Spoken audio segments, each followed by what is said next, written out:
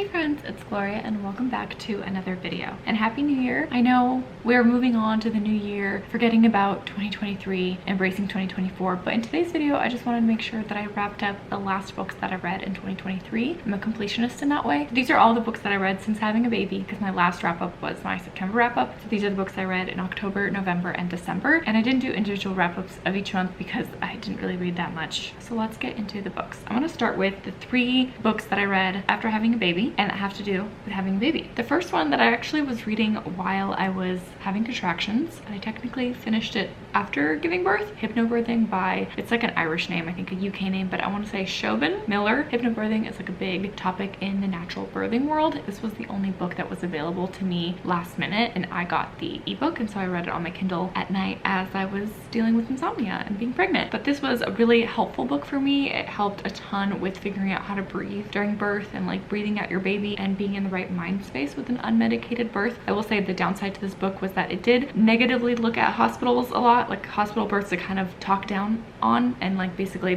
poo-pooed on the whole system, which I'm not about that. I feel like there's a time and place for everything and it's totally just up to you to choose what you want to do. And then also this was very much set in the UK and like from a UK author, so their medical system is a little bit different than our US medical system. So that was the only like things that were not great about this book, but other than that I thoroughly enjoyed it and it was incredibly helpful. So great if you're going for the unmedicated birthing route. And then one of the only books that I read in October other than board books for my baby was the first 40 Days, The Essential Art of Nourishing the New Mother by Heng Wu. This is all about the Chinese tradition of feeding the new mom, and basically she is in her room with her baby and doesn't really leave the house, doesn't really have to think or prep or plan because the community and the people around her take care of her. And this is filled with recipes and foods to eat during the first 40 days postpartum. And I also really enjoyed this. This was very helpful, but also a little bit out of my comfort zone in terms of the foods mentioned in here, and the recipes were just things that I don't usually eat, but I had good takeaways, like eating broths and soups and very warming foods. This was interesting and I had some really good takeaways for postpartum. So also would recommend for a new mom. And finally, I picked up a nonfiction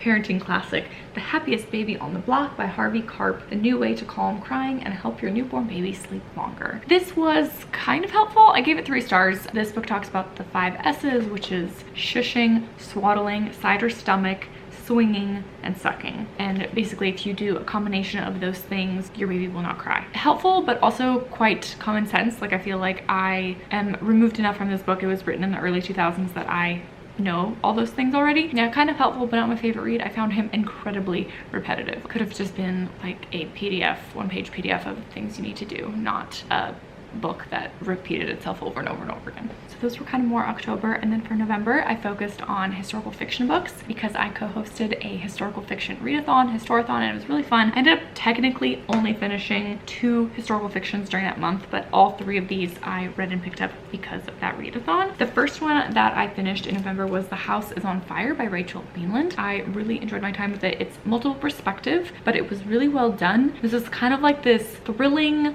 sort of slow burn mystery about a theater in Richmond, Virginia that catches on fire, and it follows multiple perspectives surrounding that event. A slave woman, a slave man, and an upper elite white woman, and how their stories interconnected and their lives were affected by this fire. It was quite interesting. I like the author's note at the end. This is a great historical fiction for those that want something a little bit different from their historical fiction, focused on a very singular like micro history event of something that happened, and I thought it was well done. Next I read Crow Mary by Kathleen Grissom. This was our group read for Historathon, and this is from the beloved author of The Kitchen House, which I actually haven't read, but I own, and I need to remedy that in 2024. But this is all about Crow Mary. Follows a very singular character study book of this woman who was a real woman, and she married a white fur trader, and she's a native woman who's part of the Crow tribe, and it is her balancing the cultures of both worlds, of this American white world and her native world. The downside to this book, which I really can't fault because the author wrote this beautiful author's note at the end and why she wrote the story, why she was inspired to write the story, and how she really stayed true to actual events and timelines that happened in this woman's life and her family's life. It took away from the excitement of the story a little bit. Like, this honestly kind of read more of like a narrative nonfiction, but from a historical fiction perspective, it was a little bit boring at times. Like, nothing really happened, or there was so much build up to this one event. This prologue set the stage for like this big dramatic event that was going to happen, but then it happened and it was off the page, and it was a very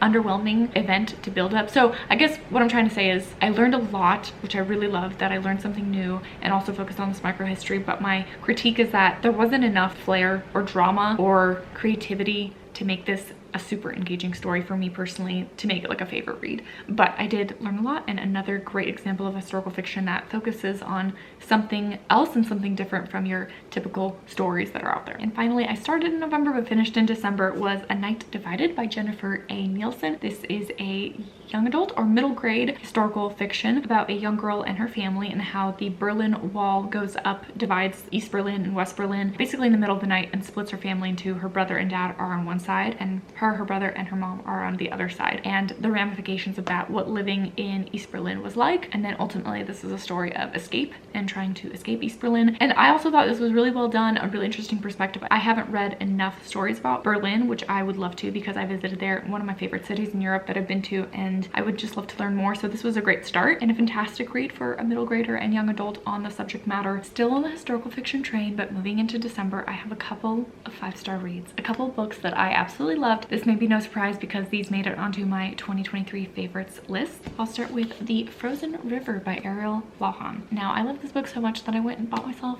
a physical copy of it, which I don't really do ever, so that's saying a lot. I actually listened to the audiobook from Libro FM because they had the advanced listening copy, and I ate that book up in like 1 or 2 days. It was so good. This is like the perfect example of my favorite kind of historical fiction. It is historical fiction with a suspenseful mystery element to it that just draws me right in and pulls me into the story. Books that have a very vivid setting, I can feel where I'm at, I can understand the time and place, and then also really well developed characters that I'm rooting for, mixed in with the events that unfold in that kind of space, I just absolutely loved. So this book follows Martha Ballard, who was a real woman, a real midwife, which I'm realizing might be a buzzword for me. Someone commented that on my favorites video, and I think I agree. I just haven't read enough midwife books, but I don't know if it's also because from having a baby, I read so many pregnancy books that I'm like really interested in like the pregnancy and birthing world, that I now want to read more historical fiction about midwives. I'm not sure. If you have any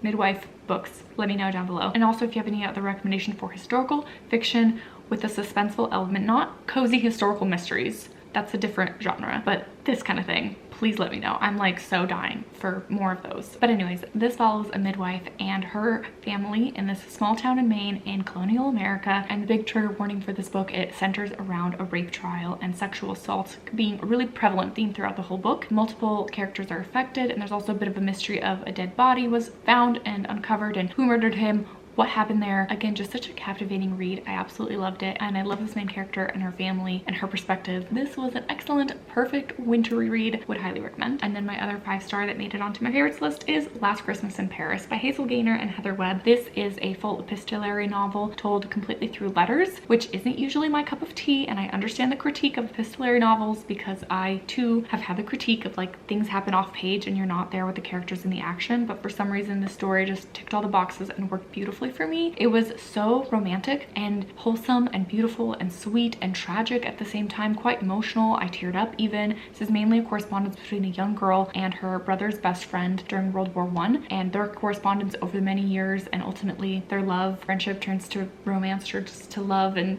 it was so sweet. It was so wonderful and wholesome. Also would highly recommend. You don't really have to read this during Christmas time, but it was quite perfect to read it during this time of year. Lastly, for this wrap up, this book didn't fit into any of my categories, but it is The Mystery Guest by Nita Prose. This is the second book in the Molly the Maid series. I read The Maid last year, and that made it onto my 2022 favorites list. I thought it was such a wonderful little cozy mystery. It was really fun. One of the first of its kind that I've read. Obviously now they're kind of all over the place. Like cozy is the buzzword of the past couple years, it seems like. Cozy mysteries, cozy fantasy, cozy everything. And unfortunately, I didn't love this second installment. It was still a great read and entertaining, and I'm kind of just just over this trend of all these books being series. Like, I liked The Maid just as it was. I don't think it needs to be a series, but it looks like it's going to continue on even more because the ending kind of made it seem like there's going to be even more to Molly's story. This had to do with another person that died in her hotel that she works at as a maid, and she is involved in uncovering the mystery behind his death. And there's a ton of flashbacks into her past and how her story interweaves with the person that died. This book is just a lot more backstory into Molly and her past and her upbringing, her life with her grandma, and how she really became a maid. It was fun, it was sweet, it was an entertaining read, but in terms of the mystery, it wasn't very compelled. In terms of the series, I really don't think I'm going to continue on. I'll keep my eye out for what else Nita Prose writes, but in terms of this particular Maid series, I think I'll just call it quits here. But that might be the unpopular opinion with this one. That wraps up my 2023 reading the past 3 months or so, but back to regular scheduled programming for January because I'm eating up all the books right now. I feel like I'm just so mood reading right now and picking up stuff that really is working for me for the most part, which is fun. So that's that. Thanks so much for watching, tuning in today, spending some time with me. Like I said, down below if you have any recommendations for those specific books, a historical fiction with a suspense mystery element, or any books with a midwife theme, I would happily take those recommendations. And I'll see you guys in another video soon. Bye.